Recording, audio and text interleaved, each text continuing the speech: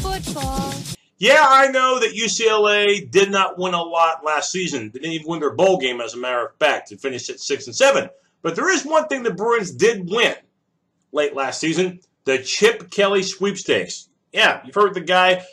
He was only at Oregon for 4 years, but they went to a major bowl game every year he was there. And by the way, he had an 87% winning percentage in Eugene. Of course, the NFL, that's a whole other story. But Chip Kelly on the college level, an innovator, one heck of a recruiter, a personality that UCLA badly needs. Again, his services were wanted by quite a few teams out there, and Florida was amongst them. But Kelly chose the guys from Westwood, and he'll try to revive a program that the first 3 years of the Jim Mora era averaged 10 wins per year, but the last 3 years of the Mora era only averaged 6 per season, and that, of course, led to the canning of one Jim Mora. So you bring in Kelly, you bring in an offense that is going to run. They're going to spread it out.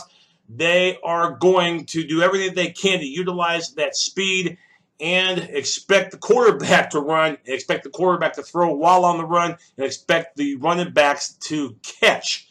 Okay? Expect the running backs to be utilized as receivers too.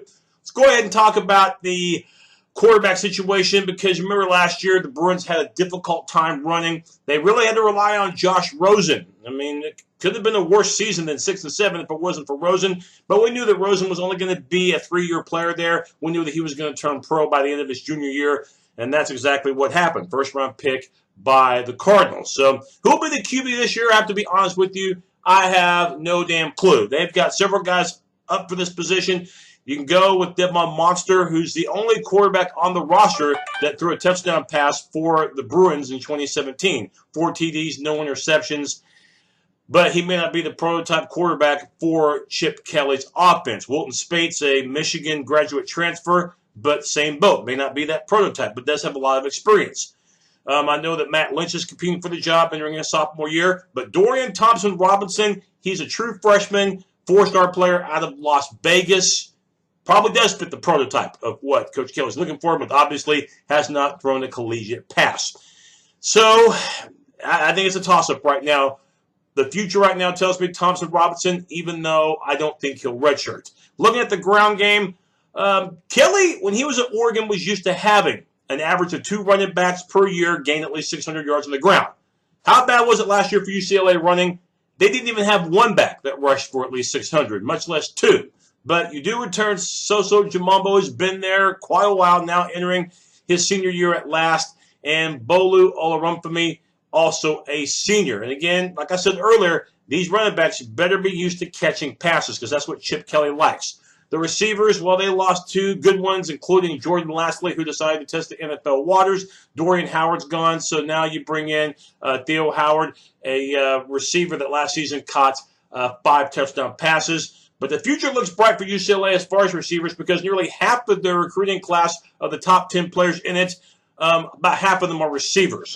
Kyle Phillips already on campus. You also will bring in Chase Coda, who they're expecting big things from. And another guy back from a year ago, you have Brian Addison and the tight end and Caleb Wilson. UCLA's receivers, if the chemistry is right with the quarterback, watch out, UCLA will be multidimensional, which is something they didn't have last year.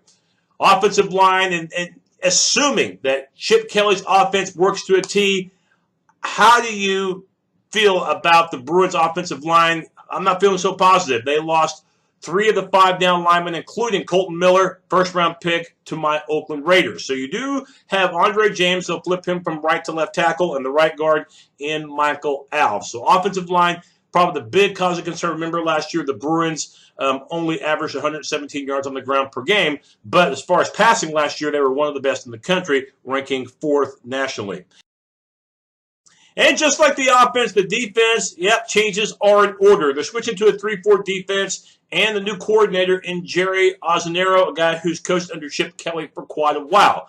The 3-4 defense, maybe that's what this D needs. Last season, nobody was worse in the country at stopping the run than UCLA.